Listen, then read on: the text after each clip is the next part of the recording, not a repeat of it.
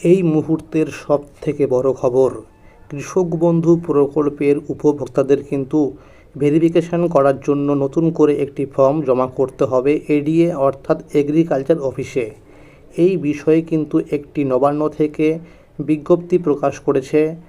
জুলাই মাসের 3 তারিখে কিন্তু এই নোটিশটি প্রকাশিত হয়েছে।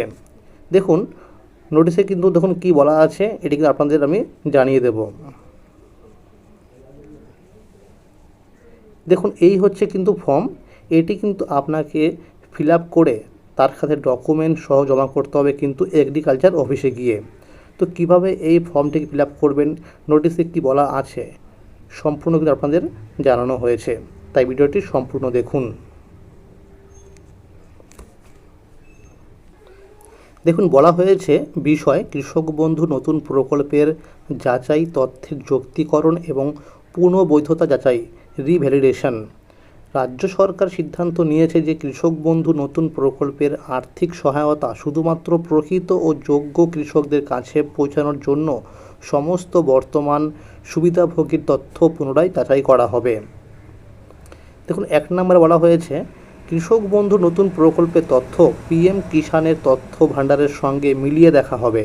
এতে একই ব্যক্তি 2 প্রকল্পে আছে কিনা এবং পিএম কিষাণে এখনও অন্তর্ভুক্ত না হওয়া যোগ্য কৃষকদের চিহ্নিত করা হবে।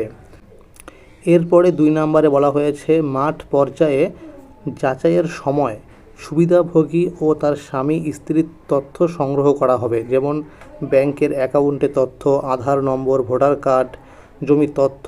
এছাড়াও যাচাই করা হবে সুবিধাভোগী বা তার পরিবার কেন্দ্রীয় রাজ্য সরকার, সরকারি সংস্থা, পঞ্চায়েত, পুরসভা, সরকারি সাহায্যপ্রাপ্ত শিক্ষা প্রতিষ্ঠান ইত্যাদির স্থায়ী কর্মচারী কি না, বা নিয়মিত পেনশন বা বেতন পান কি না, তিনি আয়করদাতা কি না যাচাই করা হবে।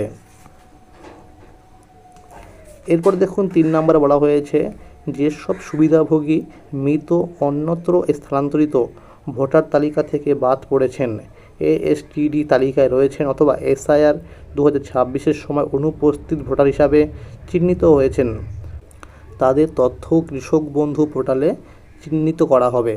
যাদের মামলা বা আপিল অর্থাৎ ট্রাইব্যুনালে রয়েছে তাদের ক্ষেত্রে কিন্তু এটা উল্লেখ থাকতে হবে। এরপরে 4 নম্বরে বলা হয়েছে সুবিধাভোগীদের একটি নির্দিষ্ট যাচাইকরণ ফর্ম অ্যানেক্সার 1 দেওয়া হবে।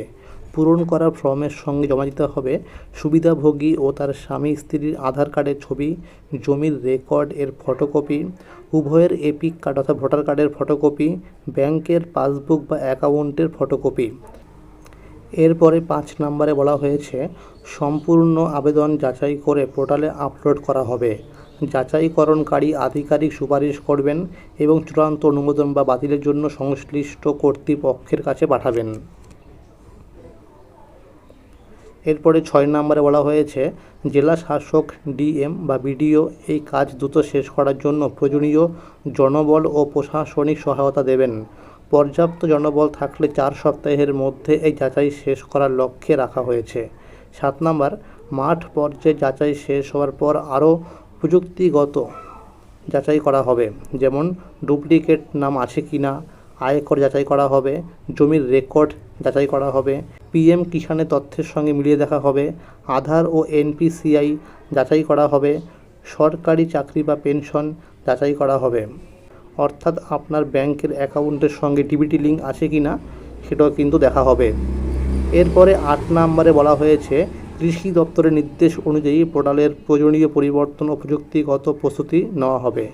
এরপরে 9 নম্বরে বলা হয়েছে এই নির্দেশিকা উপযুক্ত কর্তৃপক্ষের অনুমোদন ক্রমে জারি করা হয়েছে। উদ্দেশ্য একটাই, প্রকৃত ও যোগ্য কৃষকের হাতে সরকারি সহায়তা পৌঁছে দেওয়া। এটি কিন্তু সেই ফর্ম অর্থাৎ অ্যানেক্সার 1, এটি কিন্তু আপনাকে ফর্ম ফিল আপ করে জমা করতে হবে ডকুমেন্টস নিয়ে। আপনি কিন্তু এই ফর্মটিকে প্রিন্ট আউট করেও নিয়েও জমা করতে পারেন ফিল আপ করে, বা আপনি কিন্তু এডিএ অফিসে গিয়েও এই ফর্মটিকে পেয়ে যাবেন এবং সেটিকে ভালোভাবে পূরণ করে ডকুমেন্ট সহ জমা করতে পারবেন এডিএ অফিসে গিয়ে। দেখুন প্রথমে লেখা রয়েছে কৃষক বন্ধু নতুন প্রকল্পের ক্ষেত্র সমীক্ষা ফিল্ড ভেরিফিকেশনের জন্য যাচাইকরণ ফর্ম। এরপর দেখুন লেখা রয়েছে কৃষক বন্ধু আইডি নাম্বার, অর্থাৎ আপনি কৃষক বন্ধু প্রকল্পে অফিসিয়াল যে রয়েছে ওয়েবসাইট, সেখানে গিয়ে কিন্তু এই আইডি কার্ডের নাম্বারটা পেয়ে যাবেন। সেই নাম্বার লিখতে হবে কিন্তু এই বক্সে। এরপরে দেখুন লেখা রয়েছে সিরিয়াল নাম্বার 1-এ সুবিধাভোগীর নাম কৃষক বন্ধুর রেকর্ড বা ব্যাংকের পাসবই অনুযায়ী। অর্থাৎ আপনার ব্যাংকের পাসবইতে আপনার নাম যেরকম রয়েছে আপনার সেরকম লিখতে হবে, কিন্তু এই বক্সে আপনার নাম লিখতে হবে। আর মনে রাখবেন আপনারা কিন্তু এই বক্সগুলিতে কিছু লিখবেন না। এখানে দেখুন লেখা রয়েছে যাচাইকৃত সঠিক হয় তবে যাচাইকরণকারী কর্তৃপক্ষ টিক চিহ্ন প্রদান করবেন। অর্থাৎ এডিও অফিসে যখন আপনার ফর্মটিকে করা হবে ভেরিফিকেশন, তখন যদি আপনার সব তথ্য সঠিক থাকে তখন সেইখানে কিন্তু টিক মার্ক দিয়ে দেবে। এরপর দেখুন লেখা আছে 2 নম্বরে পিতা, স্বামী, স্ত্রী, অভিভাবকের নাম। অর্থাৎ যার নামে ফর্ম ফিল আপ হবে তার পিতার নাম বা স্বামীর নাম বা স্ত্রীর নাম বা গার্জেন নাম এখানে লিখতে হবে। এরপরে এখানে দেখুন লেখা রয়েছে 3 নম্বরে ঠিকানা। আপনাকে এখানে কিন্তু ঠিকানা লিখতে হবে। দেখুন লেখা রয়েছে প্রথমেই ডিস্ট্রিক্ট, তারপরে ব্লক। এরপরে এখানে দেখুন লেখা রয়েছে গ্রাম পঞ্চায়েত। আপনার যে গ্রাম পঞ্চায়েত রয়েছে তার নাম লিখতে হবে এই বক্সে।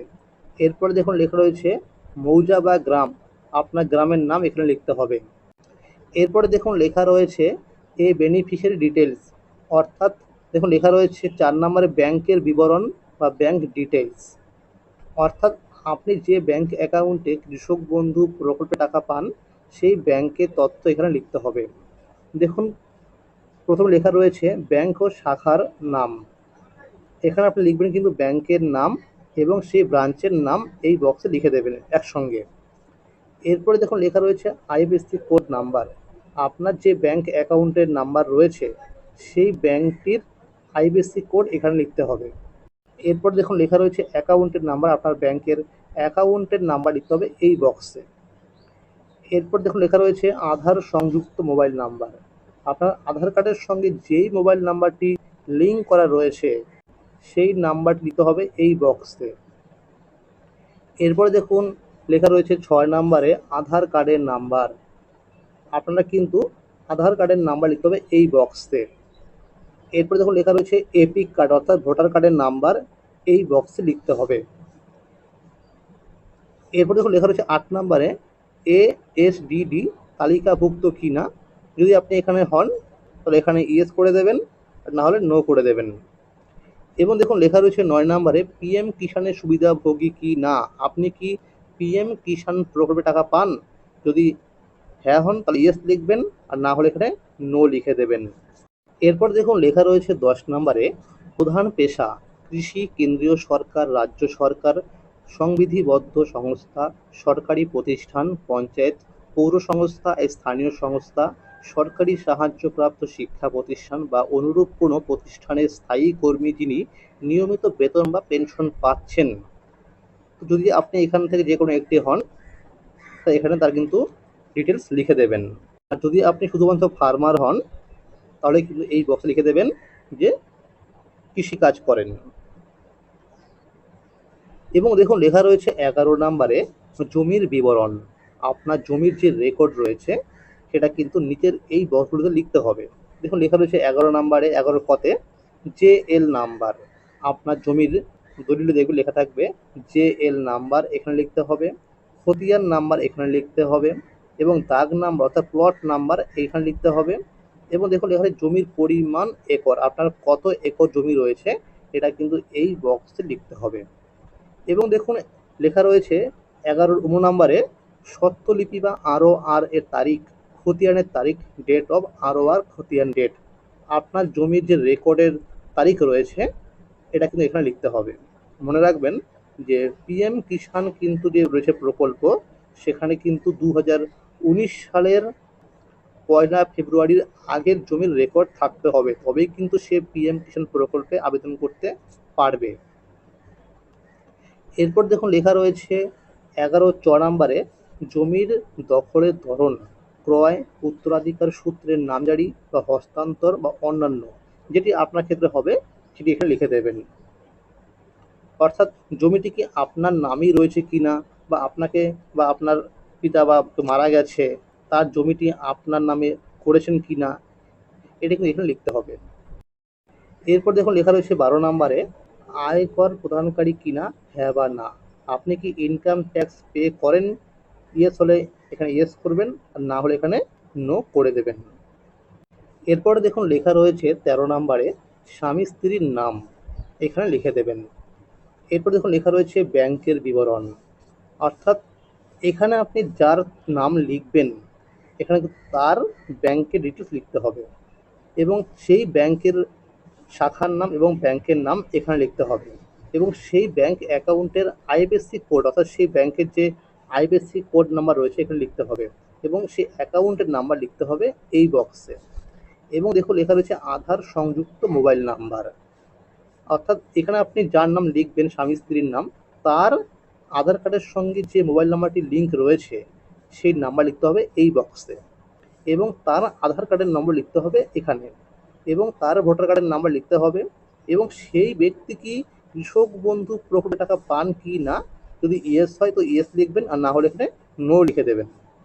এরপর দেখুন লেখা রয়েছে 19 নম্বরে, সেই ব্যক্তি এএসডিডি তালিকাভুক্ত কি না, যদি ইয়েস হয় ইয়েস করবেন, না হয় নো করে দেবেন। এরপরে দেখুন লেখা রয়েছে 20 নম্বরে, পিএম কিষাণের সুবিধাভোগী কি না, তো সেই ব্যক্তি কি পিএম কিষাণ প্রকল্পে টাকা পান, যদি ইয়েস হয় ইয়েস করবেন, না হলে নো করে দেবেন। আপনি ওখানে যে লিখবেন স্বামী স্ত্রীর নাম, সেই ব্যক্তি কি পেশা এটা এখানে লিখতে হবে। ফর্মটিকে ফিল আপ করার পর আপনি কিন্তু এই বক্সে আপনার সই করে দেবেন। আর যদি আপনি লেফট থাম্ব বা টিপসই দেন তাহলে এখানে কিন্তু টিপসই দিয়ে এখানে তার নাম লিখে দেবেন। আর এখানে কিন্তু যে অপশানগুলো রয়েছে, যাচাইকরণকারী আধিকারিকের স্বাক্ষর, অর্থাৎ আপনার এই ফর্মটিকে যে ভেরিফিকেশন করবে এখানে সে কিন্তু সিগনেচার করে দেবে আর আপনার এই ফর্মটি যে জমা নিচ্ছে এখানে সে কিন্তু সিগনেচার করে দেবে। আর এখানে দেখুন লেখা রয়েছে mobile number, KBID number, serial number, এগুলো এখানে কিন্তু লিখে দেবে। এবার প্রশ্ন হলো যে এর সাথে কি কি ডকুমেন্টস লাগবে। যেই ব্যক্তিটি কৃষক বন্ধু প্রকল্পে টাকা পাচ্ছেন, যার নামে এই ফর্মটি ফিল আপ হবে, তার আধার কার্ড, ভোটার কার্ড এবং ব্যাংকের পাসবই এবং জমির দলিলের জেরক্স কিন্তু লাগবে। আর আপনি উপরে যেখানে লিখবেন যে স্বামী স্ত্রীর নাম, অর্থাৎ যে গার্জেন নাম লিখবেন, সেই ব্যক্তিটির যে স্বামী স্ত্রী রয়েছে অর্থাৎ তার পরিবারের যে ডিটেলস রয়েছে তাদেরও কিন্তু আধার কার্ড, ভোটার কার্ড এবং ব্যাংকের ডিটেলস জমা করতে হবে। আর মনে রাখবেন অবশ্যই কিন্তু ব্যাংক অ্যাকাউন্টের সঙ্গে ডিবিটি লিঙ্ক থাকতে হবে। তাহলে আজকের এই ছিল আপডেট। যদি কোনো প্রশ্ন থাকে অবশ্যই ভিডিওটির কমেন্ট বক্সে কমেন্ট করবেন। এরকম আরও নতুন নতুন আপডেট পেতে হলে চ্যানেলটিকে সাবস্ক্রাইব করে রাখবেন এবং সকলের কাছে শেয়ার করে দেবেন। আর যদি ভিডিওটি ভালো লেগে থাকে অবশ্যই লাইক করে দেবেন। ধন্যবাদ।